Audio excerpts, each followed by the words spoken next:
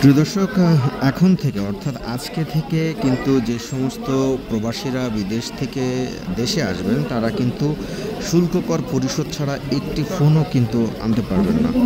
এবং শুধু তাই নয়, বিদেশ থেকে এখন থেকে কিন্তু নতুন রুলস চালু করতে যাচ্ছে। বিদেশ থেকে যে সমস্ত প্রবাসীরা আসবেন সেই প্রবাসীদের ক্ষেত্রে বিদেশ থেকে ব্যক্তি উদ্যোগে মোবাইল ফোন আনার ক্ষেত্রে নতুন নিয়ম চালু করতে যাচ্ছে সরকার। এবং ফোন আনার ক্ষেত্রে প্রবাস থেকে এখন মোবাইল ফোন আনতে যাত্রীরা আর সুবিধা পাবেন না।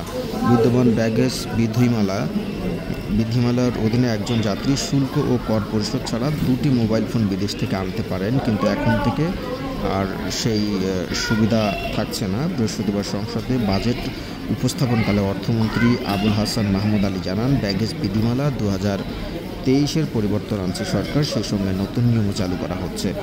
2024-25 অর্থ বছরের প্রস্তাবিত বাজেটে সুবিধা বাদ দেওয়ার কথা জানিয়েছেন অর্থমন্ত্রী। প্রযোজ্য শুল্ক ও কর পরিশোধ করে যাত্রীরা নিজের সঙ্গে একটি মোবাইল ফোন আনতে পারবেন বলেও জানানো হয়েছে।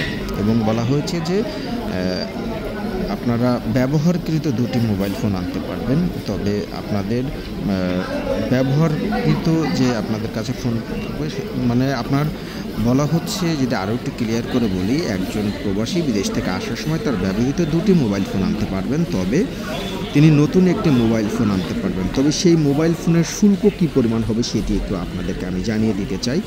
যেমন একটি বিষয় হচ্ছে, যারা 30,000 টাকার নিচে যাদের ফোন যারা আনবেন বিদেশ থেকে আনার সময় তাদেরকে দিতে হবে 5,000 টাকা ট্যাক্স।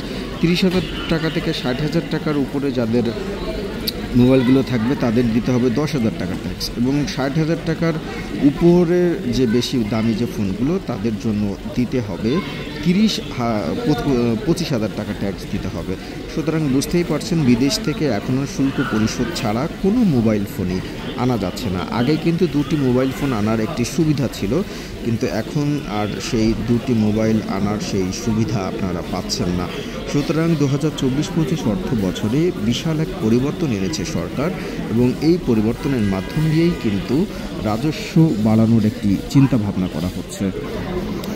সুতরাং এখন থেকে মোবাইলের বিদেশ থেকে আনা যাবে না, অর্থাৎ যে কেউ বিদেশে গেলেই আর চাইলে আগের মতো মোবাইল ফোন আপনারা আনতে পারবেন না, তবে আপনারা ট্যাক্স পরিশোধ করে একটি মোবাইল ফোন আনতে পারবেন। তো সেদিক থেকে সরকার যেহেতু আরও বেশি সোচ্চার হচ্ছে এবং সরকার এই বিষয়ে যেহেতু নজরদারি করছে, সুতরাং আপনারা কাস্টম জোনে এসে যদি ঘোষণা না দেন তাহলে কিন্তু আপনাদের সাথে থাকা যে পণ্য সামগ্রী থাকবে সেগুলো কিন্তু কাস্টমস জব্দ করবে এবং রাষ্ট্র মনে করে বাজেয়াপ্ত করবে।